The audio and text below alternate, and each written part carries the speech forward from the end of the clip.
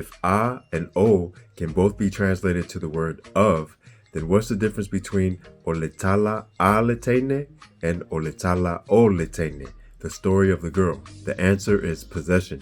Think la'u and lo'u. Both of them mean my, but the difference is the type of possession we're talking about.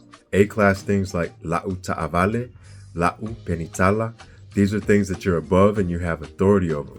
And O-class possessions like lo'u tina, my mom, lo'u lima, my hand, these are possessions and relationships that are over you. You have no control over. I was given my hand, I was given my mom. Same thing with oletala aletene, A-class. It's the story of the girl. It's A-class, so she has the authority over it. It's her story. She controls it. She wrote it down. She told it out of her mouth. She controlled it. Whereas oletala oletene is the story of the girl. O-class. The context changes because the story is out of her control. It's likely told by another person or people. It'd be like turning on the TV and watching a story about your life that someone else put together. Some of it might be true, it could be all lies, but it is in fact oletala oletene.